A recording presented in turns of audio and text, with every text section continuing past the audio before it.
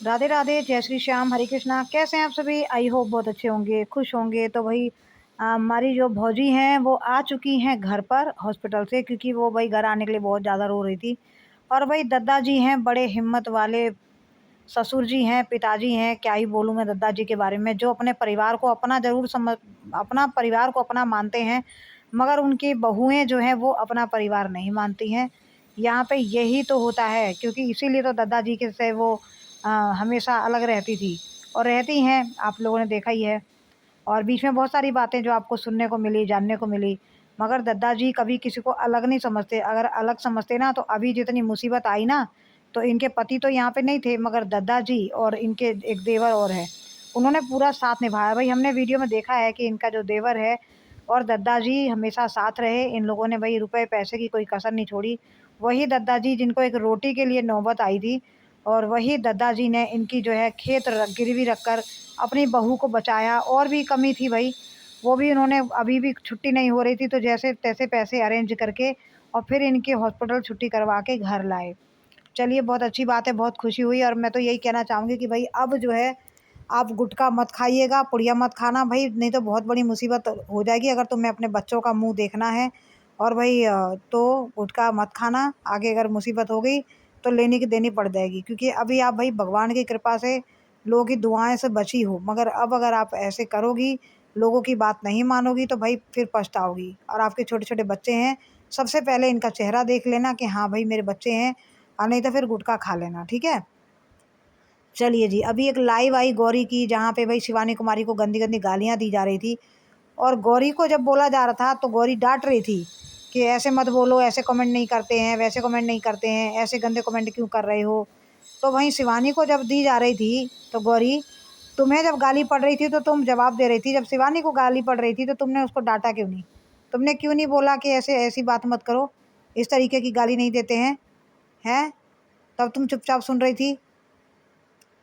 अगर भाई गौरी को एक चीज़ और देखो, आप कभी बिना फैशन के नहीं देखोगे, पूरे मेकअप में नज़र आएगी। मम्मी चाहे कितनी बीमार हो, मगर इनका मेकअप नहीं उतरना चाहिए।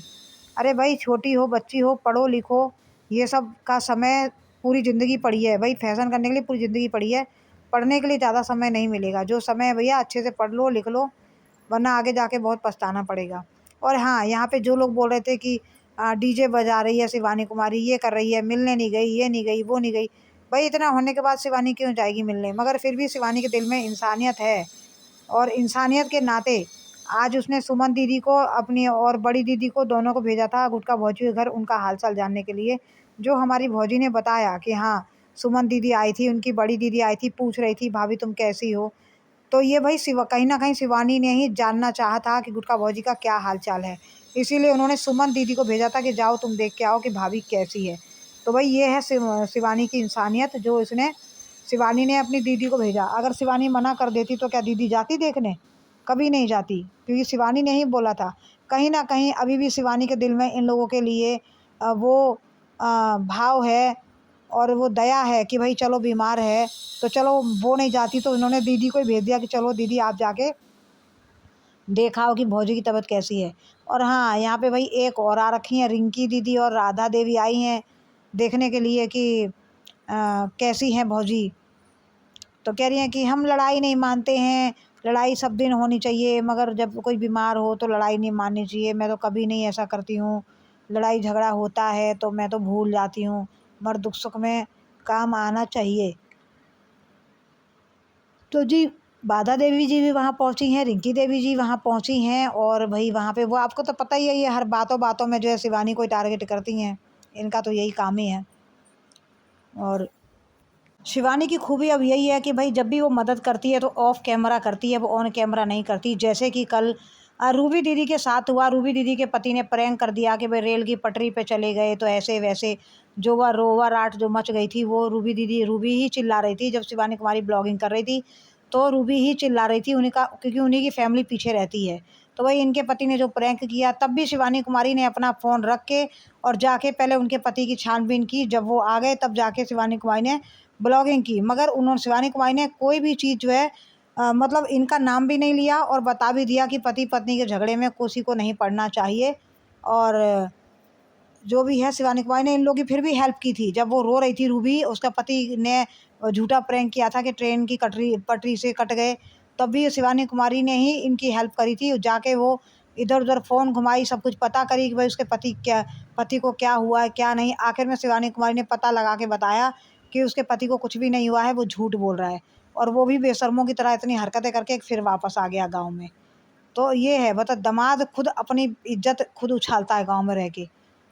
तो ये है, तो वही है, शिवानी कुमारी जो है वही ऑफ कैमरा जो है मदद फिर भी करने से पीछे नहीं हटी, उसने मदद की। तो ये है शिवानी कुमारी का व्यवहार, ठीक है। तो कहीं न कहीं शिवानी के दिल में अभी भी इस फैमिली के लिए मन में दया है, भाव है, जो वो अनदेखे में भी थोड़ी मदद कर देती है। मगर शिवानी कुमारी तो मदद करती ही थी भई, शिवानी कुमारी तो मदद करती ही थी, मगर इन्होंने ही अपना रास्ता खुद बंद कर लिया, अपने पैरों पे खुद कुल्हाड़ी मार ली। नहीं तो शिवानी क्या नहीं करती थी। इनके लिए तो जान, मान, धन सब दे के शिवानी कुमारी रखती थी। मगर इन लोगों ने ही शिवानी कुमारी की कदर नहीं की। और आज देख लीजिए, जितनी परेशानी आई, अगर शिवानी कुमारी साथ में रहती तो शायद नहीं आती। तो चलिए, जो भी है, हम भौजी से इतना कहना चाहेंगे कि अब गुटखा नहीं खाइएगा, और भई अपना ख़्याल रखो, खूब खाओ-पियो, ठीक है? अच्छे से अच्छी हो जाओ, और भई अपनी ब्लॉगिंग करो, पैसे कमाओ, अपने बच्चों को पढ़ाओ-लिखाओ। बस हम यही चाहेंगे कि आप भई अच्छी हो जाओ, पढ़ो-लिखो, अपने बच्चों को पढ़ाओ-लिखाओ, और खुद भी अच्छे से रहो। बाकी भई तुम खुद समझदार हो। और एक चीज़ और, जब गौरी लाइव कर रही थी तब किसी ने पूछा था कि भई रूबी क्यों चिल्ला रही थी, ऐसा क्या हो गया था? तो यहाँ पे भी गौरी ने झूठ बोला था, यहाँ पे भी गौरी ने झूठ बोला था कि नहीं, मुझे नहीं पता, मैं अस्पताल में थी। अरे भई, अस्पताल में थी, ये सारा कांड तो सबको पता है। आप लोग सोचते हो कि किसी को पता नहीं चलेगा, मगर कहीं न कहीं से पता लग ही जाता है। और भई सबको ही, जब ये अरियारी गाँव में सब सोशल मीडिया पे है, तो कहीं न कहीं से ये खबर लीक हो ही जाती है कि भई ऐसे-ऐसे ड्रामा हुआ था। तो झूठ इतना बोलो कि जो झूठ बोला जाए जो सही हो, उतना झूठ बोलो। अगर ज़्यादा झूठ बोलते हो तो भई आप लोग इसीलिए जो है ट्रोल हो जाते हो। अब वही लोग ब्लॉग में, वही लोग वीडियो में, मतलब लाइव में पूछ रहे थे कि जो है रूबी दीदी को क्या हुआ है, क्यों चिल्ला रही थी? तो जो गौरी है वो अपनी मम्मी से पूछ रही थी, म्यूट करके पूछ रही थी। तो शायद भौजी ने मना कर दिया कि मत बताना। तो ये गौरी झूठ बोली कि नहीं, मुझे नहीं पता, मैं हॉस्पिटल गई थी। तो भई झूठ इतना मत बोलो, ठीक है? कहीं न कहीं से सच्चाई खुल जाती है, और देख लीजिए सारी सच्चाई सामने आ गई। तो अभी भी समय है, अब आप लोग संभल जाओ, और ज़्यादा झूठ का साथ मत दो, वरना फिर जो है, आपको पता ही है कि आप लोग झूठ बोलते हो तो फिर वही खुद ही फँसते हो अपने। मैं तो यही कहूँगी भाई, ईमानदारी के साथ चलो, अपना वीडियो बनाओ, और झूठ का सहारा मत लो, जो रियल है वो दिखाइए, ब्लॉग बनाइए, और भाई पैसे कमाइए, अपने बच्चे देखिए। और बस हम दुआ करते हैं कि गुटखा भौजी जल्दी से जल्दी अच्छी हो जाएँ, स्वस्थ हो जाएँ, और फिर से भाई वो अपनी ब्लॉगिंग पे आ जाए, और अपना जो जो भी काम है वो करे। तो चलिए जी, आप लोग दीजिएगा अपनी-अपनी राय, मिलते हैं अगले वीडियो में, और राधे-राधे, जय श्री श्याम।